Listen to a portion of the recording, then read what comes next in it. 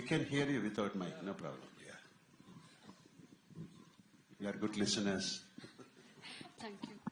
Hi everyone. I'm Suchitra from News 18, and my question to you, first question will be to Rajaveta. Like, I really want to know how do you do that? Like, your transition from the actor to director, in between singer and cinematographer.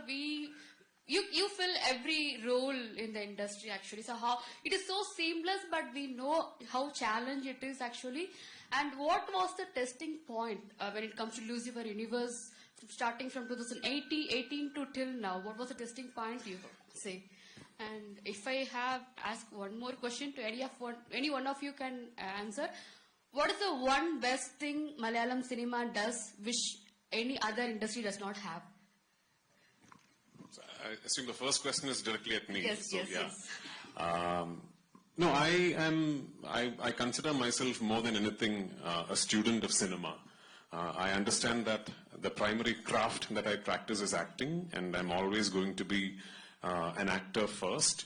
But having said that, I'm a student of cinema, and every opportunity I get to learn any craft in cinema, I will learn as much as I can.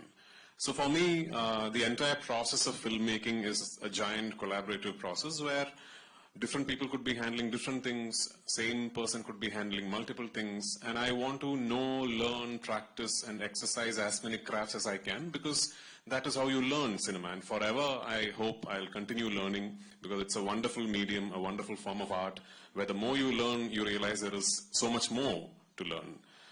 So yeah, I hope I forever remain as astute a student as I am today. And yeah, if it seems like I'm being seamlessly good at all these things that I do, I'll take that as a huge compliment. It's always been a privilege to be able to be part of such an illustrious industry.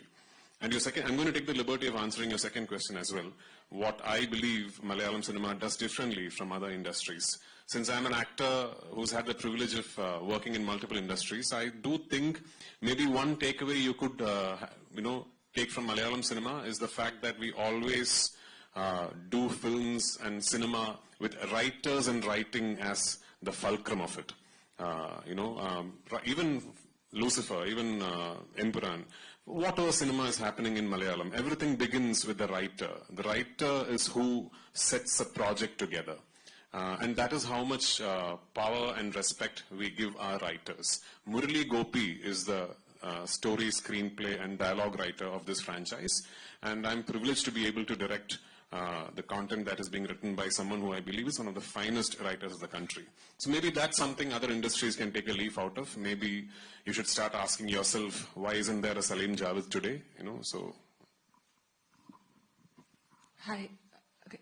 Hi, I'm Tina Das. I work for the print. First of all, I think I feel like I'm in a candy shop because it's a great chance to meet all the people that I've been a big fan of and to get it all in one stage. So really excited about that and to watch the film. My first question is what you just mentioned about the section of the film, like a large portion of the film being in Hindi. I've seen that a lot of makers from different languages in South at this point, they're also trying to explore this market, which is not just limited to a particular region. I mean, we saw, for example, in Pushpa 2, there was a whole trailer launched back in Bihar, which has a massive audience. I'm from Assam, and we've watched Malayalam movies when I was growing up. Like, one of the things is we used to have segments on Sunday, different languages, all in Hindi, unfortunately, dubbed. Really badly dubbed, unfortunately, but we would all watch it for the content. I want to know, sir, when you were making it, like when the second part was coming out, was there like marketing strategies or thoughts in place that we would want to include this particular section, which has now, like in the past 5 years, woken up to Malayalam content in a big, big way. Now, if you probably just ask somebody on the road, everybody will be like, yes, I watched that Malayalam movie. Wasn't like that earlier. So, that was one question. The other thing is, I've read multiple interviews where you've mentioned that you've always been a fanboy of Mohanlal, sir.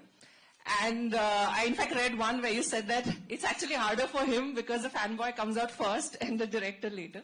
But now you're like 2 films old with him. So what has been the change from the first to the second in this particular franchise? And has the fanboy decreased a little and the director comes first, or is this the same? So I'll answer the second question first. Yeah, when I first directed him, and I had the privilege of doing my first film with Mohanlal sir, I was a huge fan, and there were multiple moments where the fanboy in me indulged the director in me. But then I did a second and a third film, and now I'm an even bigger fan. So yes, the fanboy in me is still very much awake and flashing, and I make no qualms about it. There are multiple times when I've let the fanboy in me indulge the director in me. But that's okay. I think I'm a true Mohanlal fan, so it's almost like I feel it's my responsibility to not have a bad shot of Mohanlal sir in my film. And I'm first a fan of the actor that Mohanlal sir is. The fan of the star that Mohanlal sir is a distant secondary existence for me.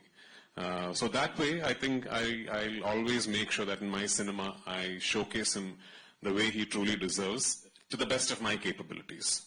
Secondly, this film, or the whole world that this franchise exists in, was first born as an idea somewhere in 2016, 2017, when I don't even think Bahubali 1 had released, I'm not sure. So, terminologies like franchise, universe, sequel, prequel, part 1, part 2, chapter 1, chapter 2, and all were not in fashion back then. So this is not a second installment of a franchise that is born out of the success of part 1. This was always designed to be 3 films. Having said that, the best quality about Mr. Murali Gopi's writing as far as these 3 films are concerned is that I believe that each of these 3 films will have an existence as a standalone film as well. So I think for someone who is walking into a theater to watch the second part, that is Empuraan, you'll completely understand and relate to the film even if you have not seen part 1 of it. My hopes are that somebody who's seen this film and likes it will then want to go and discover the part 1 of it. But it is not going to be a case where you're going to watch this film and not understand the characters or plot if you have not seen part 1. And I'd like to maintain that quality for the third part of this franchise as well. So yeah, this is not a film that is born out of the newfound existence of the pan-India market. This was always ideated this way. Secondly, I really don't think a pan-Indian success can be designed. It has to organically happen. And how does it organically happen? Because you have a story that you want to say, you land on a method and a process through which you want to say that story, and then you be as honest as you can be with it. All the Hindi terrain dialogues, the English dialogues, the other languages that exist within this film are all part of it because the story organically travels like that. It was not me sitting with a pen and paper and deciding, let me have 30% of Hindi dialogues, to 10% of Tamil dialogues. Let me cast one actor from there, let me cast one actor from here. I haven't gone down that route. I'm going to trust my content, and I'm going to trust the way I have made this film for it to find appeal across the country and across the world. And I hope my expectations are rightfully placed. We'll soon figure.